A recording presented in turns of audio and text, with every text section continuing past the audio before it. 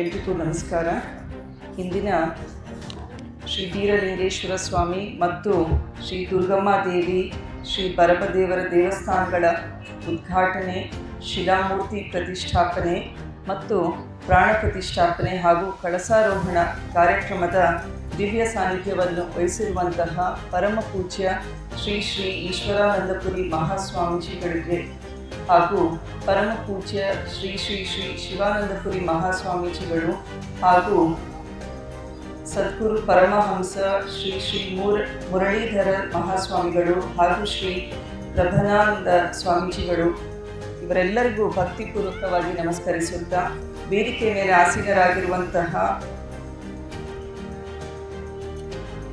ಈಗ ತಾನೇ ಮೊದಲು ನಾನು ಬಂದಾಗ ನಮ್ಮೆಲ್ಲರನ್ನ ಉದ್ದೇಶಿಸಿ ಬಹಳ ಗೌರವದಿಂದ ನಮ್ಮ ರಾಜ್ಯದ ಮುಖ್ಯಮಂತ್ರಿಗಳಾದ ಸನ್ಮಾನ್ಯ ಸಿದ್ದರಾಮಯ್ಯನವರ ಬಗ್ಗೆ ಭಾಳ ಮೆಚ್ಚುಗೆ ವ್ಯಕ್ತಪಡಿಸಿದರು. ಅದು ಜನಸಾಮಾನ್ಯರ ಮಾತಾಗಿದೆ. ಜಯಸಿಂಹ ಅವರು ಈಗ ಹೇಳಿರೋದು ಪ್ರತಿಯೊಬ್ಬ ಕರ್ನಾಟಕದಲ್ಲಿರುವಂತಹ ಕನ್ನಡಿಗರಿಗೆ ಅದು ಮನತಟ್ಟುವ ಹಾಗೆ ಎಲ್ಲರ ಮನದಾಳದ ಮಾತನ್ನ ಇವತ್ತು ಆಸ್ಪೋರ್ಟ್ ಜಯಸಿಂಹನವರು ವೇದಿಕೆ ಮೇಲೆ ಇಟ್ಟಿದ್ದಾರೆ.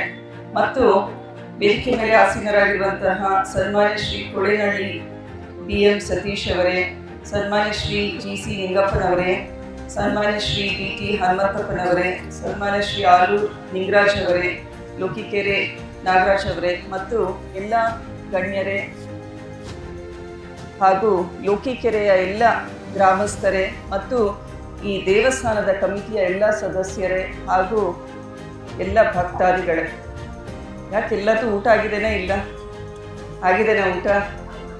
ಭಾಳ ಹೊತ್ತಾಯಿತು, 12:30 ಶುರು ಮಾಡಿದ್ರಿ. ಮನೆ ಹತ್ರನೂ ಭಾಳ ಜನ ಬಂದಿದ್ರಿ ಬುದ್ಧಿ, ಹಾಗಾಗಿ ತಡ ಆಯಿತು. ನಾನು ಡೆಂಟಿಸ್ಟು, ಹಾಗಾಗಿ ಸರ್ಕಾರದ ಡೆಂಟಿ ಕೌನ್ಸಿಲ್ನ ಒಂದು ಟೀಮ್ ಕೂಡ ಬಂದಿತ್ತು. ಸೊ ಅವ್ರ ಜೊತೆ ಕೂಡ ಮಾತಾಡಬೇಕಾಗಿತ್ತು, ಹಾಗಾಗಿ ತಡ ಆಯಿತು.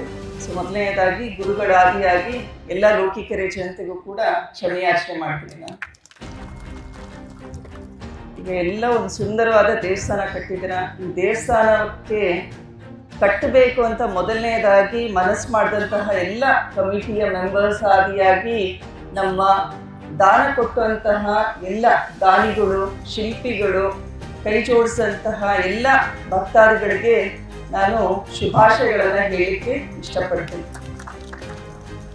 ಲೋಕಿಕೆರೆ ಕ್ಷೇತ್ರ ಯಾವಾಗಲೂ ಮಲ್ಲಿಕಾರ್ಜುನ ಅವರ ಕೈ ಹಿಡಿದಿದೆ. ಮೊನ್ನೆ ಸಂಸದರಾಗಿ ನನ್ನನ್ನು ಕೂಡ ನೀವು ಒಳ್ಳೆ ಬಹುಮತದಿಂದ ಆಶೀರ್ವಾದ ಮಾಡಿದ್ದೀರಾ. ನಿಮ್ಮೆಲ್ಲರ ಸೇವೆ ಮಾಡಲಿಕ್ಕೆ ಶಾಮನೂರು ಕುಟುಂಬದ ಎಲ್ಲರೂ ನಾವು ನಿಮ್ಮ ಜೊತೆಗಿರ್ತೀವಿ. ಸಿದ್ದರಾಮಯ್ಯವರು ಕೂಡ ಚುನಾವಣೆಯ ಸಂದರ್ಭದಲ್ಲಿ 3 ಕಡೆ ಭಾಷಣ ಮಾಡಿದರು. ಸಮಾಜದವರೆಲ್ಲರೂ ಈ ಬಾರಿ ಶಾಮನೂರು ಕುಟುಂಬಕ್ಕೆ ನೀವು ಅವ್ರ ಜೊತೆ ನಿಲ್ಲಬೇಕು ಅಂತ ಹೇಳಿ ಖಡಾಖಂಡಿತವಾಗಿ ಸಿದ್ದರಾಮಯ್ಯ ಅವರು ಸಂದೇಶ ಕೊಟ್ಟಿದ್ರಿಂದ ಸಮಾಜ ಬಾಂಧವರು ನೀವೆಲ್ಲರೂ ಆಶೀರ್ವಾದ ಮಾಡಿದ್ದೀರಾ. ನಿಮ್ಮ ಈ ನಿಲುವಿಗೆ ನಾವು ಯಾವಾಗಲೂ ಬದ್ಧವಾಗಿ ಯಾವಾಗಲೂ ಕೆಲಸ ಮಾಡ್ತಾ ಇದ್ದೀವಿ, ಬರುವ ದಿನಗಳಲ್ಲೂ ಕೆಲಸ ಮಾಡ್ತೀವಿ ಅಂತ ಮೊದಲನೇದಾಗಿ ನಿಮಗೆ ಹೇಳಬೇಕಾಗಿದೆ ನಾನು. ಮತ್ತು ಇವತ್ತು ಒಂದು ಒಳ್ಳೆ ದೇವಸ್ಥಾನ ಕಟ್ಟಿ ಎಲ್ಲರೂ ಸಮರ್ಪಣಾ ಭಾವನೆಯಿಂದ ಹೋಗಿ ದೇವಸ್ಥಾನಕ್ಕೆ ಅರ್ಪಿಸ್ತೀವಿ ನಮ್ಮ ಸೇವೆಯನ್ನು, ಭಕ್ತಿಯನ್ನು. ನಾವು ಇನ್ನೊಂದು ಅರ್ಥ ಮಾಡ್ಕೋಬೇಕಾಗಿದೆ, ದೇವರು ಬರೀ ದೇವಸ್ಥಾನದಲ್ಲಿ ಗುಡಿಗಳೆಲ್ಲ ಮಾತ್ರ ಇದೆನಾ ಇಲ್ವಾ ಅನ್ನೋದು ಕೆಲವು ಪ್ರಶ್ನೆಗಳನ್ನು ನಮಗೆ ನಾವೇ ಹಾಕ್ಕೊಳ್ಬೇಕಾಗಿದೆ. ಕ್ರಿಯೇಟರ್ ಆ್ಯಂಡ್ ಕ್ರಿಯೇಷನ್ ಅಂತ ಹೇಳ್ತೀವಿ, ಸೃಷ್ಟಿಕರ್ತ ಮತ್ತು ಸೃಷ್ಟಿಕರ್ತನ ಸೃಷ್ಟಿ. ಸೊ ಸೃಷ್ಟಿಕರ್ತ ಅಂದರೆ ದೇವರು, ಒಂದು ಶಕ್ತಿ ಅಂತ ನಮಗೆಲ್ಲ ಗೊತ್ತಿದೆ, ಹೌದಾ? ನಾವೆಲ್ಲರೂ ಆ ಸೃಷ್ಟಿಕರ್ತನ ಸೃಷ್ಟಿ. ನಮ್ಮ ಜೊತೆಗೆ ಮನುಷ್ಯರ ಜೊತೆಗೆ ಗಿಡ ಮರಗಳು, ಪ್ರಾಣಿ ಪಕ್ಷಿಗಳು ಎಲ್ಲರೂ ಕೂಡ ಆ ಸೃಷ್ಟಿಕರ್ತನ ಸೃಷ್ಟಿ, ಹೌದಾ? ಸೊ ದೇವರ ಒಂದು ಅಂಶ ನಮ್ಮೆಲ್ಲರಲ್ಲಿದೆ. ಸೊ ಆ ದೇವರ ಅಂಶವನ್ನು ಕೂಡ ನಾವು ಅಷ್ಟೇ ಭಕ್ತಿ, ಶ್ರದ್ಧೆ, ಪ್ರೀತಿಯಿಂದ ನಾವು ಸೇವೆ ಮಾಡಿದಾಗ ದೇವರ ಸೇವೆ ಮಾಡ್ದಂಗೆ ಆಗುತ್ತೆ ಅಂತ ನನ್ನ ಭಾವನೆ. ಸೊ ನಾವೆಲ್ಲರೂ ಮಾನವೀಯ ಮಾನವೀಯ ಮೌಲ್ಯಗಳ ಜೊತೆಗೆ ಮಾನವ ಧರ್ಮವನ್ನು ಎತ್ತಿ ಹಿಡಿಯಬೇಕಾಗಿದೆ. ಈಗಿನ ಸಮಯದಲ್ಲಿ ನಾವು ವಿಶ್ವಾದ್ಯಂತ ನೋಡ್ತಾ ಇದ್ದೀವಿ. ಏನಾಗ್ತಾ ಇದೆ ಅಮೆರಿಕಾದಲ್ಲಿ? ಏನಾಗ್ತಾ ಇದೆ? ಯುದ್ಧ ಆಗ್ತಾ ಇದೆ, ಹೌದ್ರಾ? ರಷ್ಯಾ ಯುಕ್ರೇನ್ ಬಾಂಬ್ ಸ್ಫೋಟ ಮಾಡ್ತಾ ಇದ್ದಾರೆ. ಬೇರೆ ದೇಶವನ್ನು ಹೋಗಿ ಅವರು ಯಾವ ರೀತಿ ಬ್ರಿಟಿಷರು ಬಂದು ನಮ್ಮನ್ನು ಆಳಿದ್ರ ಹಿಂದೆ ಎಷ್ಟು ಚೆನ್ನಾಗಿ ಹೇಳಿದ್ರಿ ಹಿರಿಯರು, ಯಾರು ದುರ್ಬಲರಿದ್ದಾರೆ ಅವ್ರ ಮೇಲೆ ಸಬಲರು ಹೋಗಿ ದಾಳಿ ಮಾಡಿ ತಮ್ಮ ಶಕ್ತಿಯನ್ನು ತೋರಿಸ್ತಾ ಇದ್ದಾರೆ. ಇದು ವಿಶ್ವದಲ್ಲಿ ನಡೀತಾ ಇದೆ. ಅದೇ ರೀತಿ ನಮ್ಮ ಭಾರತ ದೇಶದಲ್ಲಿ ಇವಾಗ ಪ್ರಸ್ತುತ ಯಾವ ರೀತಿ ವಾತಾವರಣ ಇದೆ ಅನ್ನೋದನ್ನ ನಾವೆಲ್ಲ ಯೋಚನೆ ಮಾಡಬೇಕಾಗಿದೆ.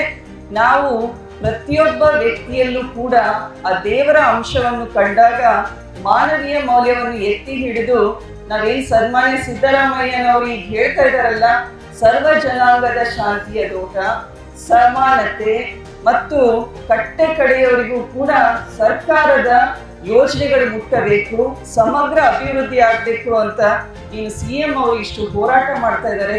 ಪ್ರತಿಯೊಂದು ಸಮಾಜಕ್ಕೂ ಕೂಡ ಅವರವರ ಹಕ್ಕುಗಳನ್ನು ಕೊಟ್ಟು ಸಮಾಜವನ್ನು ಸಮಾನವಾಗಿ ಮುಂದೆ ಬರಲಿಕ್ಕೆ ಅವಕಾಶ ಮಾಡಿಕೊಡ್ತಾ ಇದ್ದಾರಲ್ಲ, ಈ ಕಲ್ಪನೆ ಇರಬೇಕು ಪ್ರತಿಯೊಬ್ಬ ಮುಖ್ಯಮಂತ್ರಿಗೂ. ಆವಾಗ ನಮ್ಮ ಭಾರತ ದೇಶದಲ್ಲಿರುವಂತಹ ಪ್ರತಿಯೊಂದು ರಾಜ್ಯವೂ ಕೂಡ ಉನ್ನತೀಕರಣವಾಗಿ ಸಮಗ್ರ ಅಭಿವೃದ್ಧಿಯಾಗಿ ನಾವೇನು ಫೆಡರಲ್ ಸಿಸ್ಟಮ್ ಆಫ್ ಗವರ್ನೆನ್ಸ್ ಅಂತ ಹೇಳ್ತೀವಿ, ಕಾನ್ಸ್ಟಿಟ್ಯೂಷನ್ ಅಲ್ಲಿ ಡಿಸೆಂಟ್ರಲೈಸೇಷನ್ ಅಂತ ಹೇಳ್ತೀವಿ, ಕೇಂದ್ರ ಆಡಳಿತ, ರಾಜ್ಯ ಆಡಳಿತ, ಪಂಚಾಯತ್ ಮಟ್ಟದಲ್ಲಿ ಆಡಳಿತ, ಇದು ಸಮಗ್ರ ಅಭಿವೃದ್ಧಿಗೆ ಕಾರಣವಾಗುತ್ತೆ. ಆ ರೀತಿಯ ಒಂದು ಕಲ್ಪನೆ ಇಟ್ಕೊಂಡು ಜನಪ್ರತಿನಿಧಿಗಳು ನಾವು ಕೆಲಸ ಮಾಡ್ತಿದ್ದೀವಿ. ನಿಮ್ಮೆಲ್ಲರಲ್ಲಿ ಕೇಳ್ಕೊಳ್ಳೋದೇನು ಅಂದರೆ, ನೀವು ಕೂಡ ಪ್ರತಿಯೊಬ್ಬರು ಪ್ರೀತಿ, ವಿಶ್ವಾಸ, ಭ್ರಾತೃತ್ವ, ಸಮಾನತೆ, ಗೌರವ ಈ ರೀತಿಯ ಭಾವನೆಗಳಿಂದ ಸಮಾಜದಲ್ಲಿ ಕೆಲಸ ಮಾಡಿದರೆ ಅವಾಗ ದೇಶದಲ್ಲಿ ಇನ್ನು ನಾವು ಭಾರತ ದೇಶ ಬಹಳ ವಿಶೇಷ. ಯಾವ ರೀತಿ ವಿಶೇಷ ಹೇಳ್ರಿ ಯಜಮಾನ್ರೆ? ಹಲವಾರು ಪ್ರಾಂತ್ಯಗಳು, ಹಲವಾರು ಧರ್ಮಗಳು, ಭಾಷೆ, ಆಚರಣೆಗಳು, ಆಮೇಲೆ ನಮ್ಮ ವೇಷಭೂಷಣ, ಈ ವೈವಿಧ್ಯತೆಯೇ ನಮ್ಮ ಏಕತೆಗೆ ಕಾರಣ ಇದೆ. ಇಂತಹ ಒಂದು ಭಾರತ ದೇಶದಲ್ಲಿ ಹುಟ್ಟಿರುವ ನಾವೆಲ್ಲರೂ ಪ್ರಜ್ಞಾವಂತರಾಗಿ ಪ್ರಸ್ತುತ ಸಮಯದಲ್ಲೂ ಕೂಡ ನಾವು ಭಾವೈಕ್ಯತೆಯ, ಏಕತೆಯ ವಿಚಾರಗಳನ್ನು ಮತ್ತು ಪರಸ್ಪರ ಗೌರವದ ವಿಚಾರವನ್ನು ನಾವು ಪ್ರತಿನಿತ್ಯ ನಮ್ಮ ಮಕ್ಕಳಿಗೂ ಕೂಡ ಅದನ್ನೇ ಹೇಳಿ ನಾವು ಕೂಡ ಅದನ್ನೇ ಪಾಲಿಸಬೇಕಾಗಿದೆ. ಸೊ ಈ ರೀತಿ ನಾವೆಲ್ಲರೂ ಇರ್ತೀವಿ ಅಂತ ಹೇಳಿ ಗುರುಗಳು ಹೇಳಿದಂತೆ ನಮ್ಮ ಧರ್ಮದ ಮತ್ತು ನಮ್ಮ ಸಮಾಜದ ಕಾರ್ಯಗಳ ಜೊತೆಗೆ ವ್ಯಕ್ತಿಗಳಾಗಿ ನಾವು ಸಾಮಾಜಿಕ ಕಾರ್ಯಕ್ರಮದಲ್ಲಿ ಯಾವ ರೀತಿ ತೊಡಗಿಸ್ಕೊಳ್ತೀವಿ ಅದು ಕೂಡ ಬಹಳ ಮುಖ್ಯ ಆಗುತ್ತೆ. ಬಹಳಷ್ಟು ಜನ ಹೆಣ್ಮಕ್ಳು ಕೂಡ ಇಲ್ಲಿದ್ದೀರಾ. ನನಗೆ ನೆನಪಿದೆ, ಇದೇ ಗ್ರಾಮದಲ್ಲಿ ಹಲವಾರು ಬಾರಿ ಅಪ್ಪಾಜಿಯವ್ರ ಜೊತೆಗೆ, ಶಾಮನೂರು ಶಿವಶಂಕರ ಅಪ್ಪಾಜಿಯವ್ರ ಜೊತೆಗೆ ಸರ್ಕಾರಿ ಶಾಲೆಯ ಆವರಣದಲ್ಲಿ ಹೆಲ್ತ್ ಕ್ಯಾಂಪ್ ಕೂಡ ಮಾಡಿದ್ವಿ. ಲಿಂಗಪ್ಪನವರ ಆದಿಯಾಗಿ ಇಲ್ಲಿರುವಂತಹ ಎಲ್ಲ ಲೀಡರ್ಸು ನಮ್ಮ ಜೊತೆಗಿದ್ರು. 2-3 ಕ್ಯಾಂಪ್ ನಾನೇ ಬಂದಿದ್ದೀನಿ ಇಲ್ಲಿ. ಸೊ SSK ಟ್ರಸ್ಟ್, ಅಪ್ಪಾಜಿಯವರ ಟ್ರಸ್ಟ್ನಲ್ಲಿ 20 ಕೋಟಿ ಹಣ ಅಪ್ಪಾಜಿಯವರು ಇಟ್ಟಿದ್ದಾರೆ.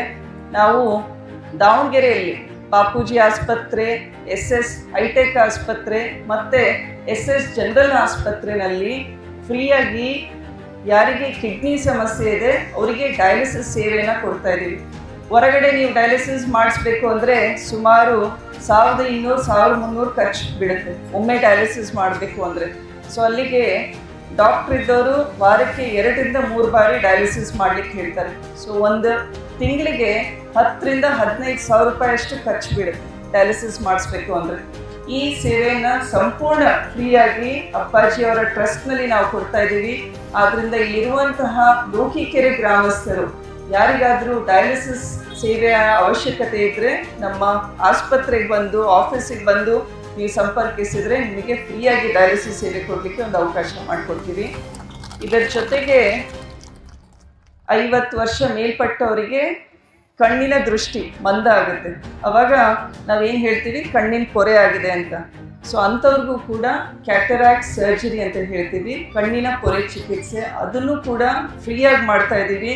ಸೊ ಯಾರಿಗಾದರೂ ಕಣ್ಣಿನ ಪೊರೆ ಚಿಕಿತ್ಸೆ ಮತ್ತು ಹೆರಿಗೆ ಸೇವೆ ಹೆಣ್ಮಕ್ಳಿಗೆ ಅದನ್ನು ಕೂಡ ಫ್ರೀಯಾಗಿ ಮಾಡ್ತಾ ಇದ್ದೀವಿ. ಆದರೆ ಒಂದೇ ಒಂದು ಕಂಡೀಷನ್ನು, ದಯವಿಟ್ಟು ಎಲ್ಲರೂ 3-5 ತಿಂಗಳು ಒಂದ್ಸಲ ವೈದ್ಯರು, ಮಹಿಳಾ ವೈದ್ಯರು, ಗೈನಕಾಲಜಿಸ್ಟು, ನೀವು ಪ್ರೆಗ್ನೆನ್ಸಿ ಕನ್ಫರ್ಮ್ ಆದ ತಕ್ಷಣ ನೀವು ಬಂದು ನಮ್ಮ ಆಸ್ಪತ್ರೆಯಲ್ಲಿ ತೋರಿಸಿದಾಗ ಅವರಿಗೆ ರುಟೀನ್ ಚೆಕಪ್ಪು, ಏನು BP, ಶುಗರು, ಆಮೇಲೆ ನಿಮ್ಮ ರಕ್ತ ಪರೀಕ್ಷೆ ಏನು ಮಾಡ್ತಾರೆ, ಇದರ ಜೊತೆಗೆ ಸ್ಕ್ಯಾನು, ಇದನ್ನು ಕೂಡ ಫ್ರೀಯಾಗಿ ಮಾಡ್ತೀವಿ ಅಂತ ಹೇಳಿ ಎಲ್ಲ ಮಹಿಳೆಯರೆಲ್ಲ ಕೇಳಿಸ್ಕೊಂಡ್ರ? ಸೊ ಸೊ ಎಲ್ಲ ನಿಮ್ಮ ಮಕ್ಕಳಿಗೆ, ಮನೆಯಲ್ಲಿರುವಂತಹ ಗರ್ಭಿಣಿ ಸ್ತ್ರೀಯರಿಗೆ ಈ ಸೇವೆಯನ್ನು ಸಂಪೂರ್ಣ ಉಚಿತವಾಗಿ ಕೊಡ್ತಾ ಇದ್ದೀವಿ. ಇದನ್ನ ಬಳಸ್ಕೊಳ್ರಿ. ಯಾವ್ಯಾವ ಸೇವೆ ಹೇಳಿದ್ದು? ಹೆರಿಗೆ ಸೇವೆ, ಡಯಾಲಿಸಿಸ್, ಕಣ್ಣಿನ ಪೊರೆ ಚಿಕಿತ್ಸೆ. ಇವು 3 ಅಪ್ಪಾಜಿಯವರ SSK ಟ್ರಸ್ಟಿಂದ ನಾವು ಫ್ರೀಯಾಗಿ ಕೊಡ್ತೀವಿ. ದಯವಿಟ್ಟು ಅದನ್ನು ಬಳಸ್ಕೊಳ್ಳಿ. ಮತ್ತು ಲೋಕಿಕೆರೆ ಗ್ರಾಮದಲ್ಲಿ ಇಲ್ಲಿಯವರೆಗೆ 5 ಬೇಡಿಕೆಗಳನ್ನು ಗ್ರಾಮಸ್ಥರು ಬಂದು ಕಂಡಿದ್ರು. ಯಾವ ಟೀಮ್ ಬಂದಿತ್ತು? ದಯವಿಟ್ಟು ಒಂದು ಸ್ವಲ್ಪ ಕೈ ಎತ್ರಿ. ಸ್ಟೇಜ್ ಮೇಲೆ ಇದ್ದೀರಾ ಲೀಡರ್ಸು? ನೀವೇ ಬಂದಿದ್ದು? ಹ್ಞೂ. ಆಯ್ತು, ಮಾತಾಡಿಸ್ತಿರ್ತಾರೆ. ಒಂದೇ ನಿಮಿಷ ಇಲ್ಲೇ ಇರೋ. ಒಂದು ಲೋಕಿಕೆರೆಯಲ್ಲಿ ವಾಲ್ಮೀಕಿ ಸಮುದಾಯ ಭವನದ ನಿರ್ಮಾಣ, ಮತ್ತೆ ಅಂಗನವಾಡಿ ಕಾಂಪೌಂಡ್ ನಿರ್ಮಾಣದ ಕೆಲಸ, ಆಮೇಲೆ ಗ್ರಾಮ ಪಂಚಾಯತಿ ಕಟ್ಟಡದ ಕೆಲಸ, ಗ್ರಂಥಾಲಯ, ಆಮೇಲೆ ಪ್ರಾಥಮಿಕ ಶಾಲೆಯ ಹೊಸ ಕಟ್ಟಡ ನಿರ್ಮಾಣ, ಪೋಸ್ಟ್ ಆಫೀಸ್ನ ಹೊಸ ಕಟ್ಟಡ ನಿರ್ಮಾಣ. ಈಗಾಗಲೇ ಅಂಗನವಾಡಿ ಕಾಂಪೌಂಡ್ ನಿರ್ಮಾಣ ಮತ್ತೆ ಗ್ರಾಮ ಪಂಚಾಯತಿ ಕಟ್ಟಡ ನಿರ್ಮಾಣಕ್ಕೆ ಒಂದು ಇನಿಷಿಯಲ್ ಅಮೌಂಟ್ MP ಲ್ಯಾಂಡ್ಸ್ ಅಂತ ಇರುತ್ತೆ, ನಮ್ಮ ಸಂಸದರ ಅನುದಾನ, ಅದರಡಿಯಲ್ಲಿ ಇವೆರಡನ್ನೂ ಇಮಿಡಿಯೇಟ್ ಆಗಿ ಸ್ಯಾಂಕ್ಷನ್ ಮಾಡೋಣಂತೆ.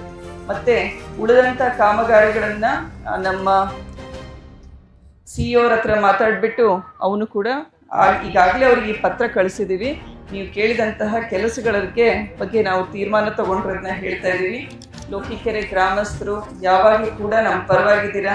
ನಿಮ್ಮ ಕೆಲಸದಲ್ಲಿ ನಿಮ್ಮ ನೋಡಿ, ಬರೀ ಫಂಕ್ಷನಿಗೆ ಅಷ್ಟೇ ಕರೆಯೋದಲ್ಲ, ನಮ್ಮ ಆಫೀಸಿಗೂ ಬಂದು ಹೋಗ್ರಿ. ನಿಮ್ಮ ಸಮಸ್ಯೆಗಳು ಏನೇ ಇದ್ರೂ ಕೂಡ ಮಲ್ಲಿಕಾರ್ಜುನ ಅವರು ನಾವು ಯಾವಾಗಲೂ ಇರ್ತೀವಿ ಅಂತ ಹೇಳಿ ನಿಮ್ಮ ದೇಶ ಸೇವೆ ಈಶ ಸೇವೆ ಅಂತ ಹೇಳ್ತೀವಿ. ಎಲ್ಲ ಮಕ್ಕಳು ಕಲ್ತಿದ್ದೀರಲ್ವ ಅದನ್ನು?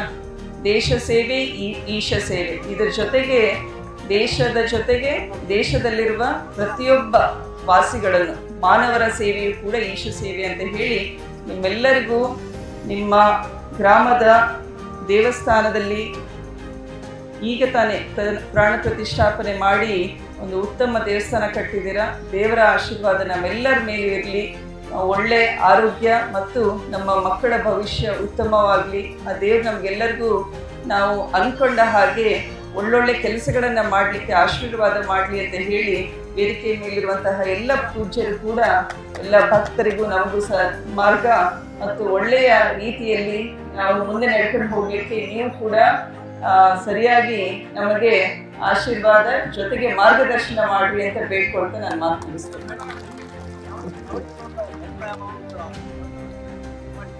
ತ್ಯಾವಣಗಿದು ಒಂದು ಸರಿ ಆಯ್ತು ರೀ.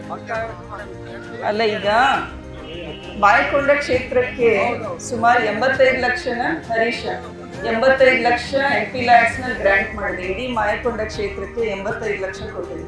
ಇದೇ ಹೈಯೆಸ್ಟ್ 8 ಕ್ಷೇತ್ರದಲ್ಲಿ ಮಾಯಕೊಂಡ ಕ್ಷೇತ್ರ.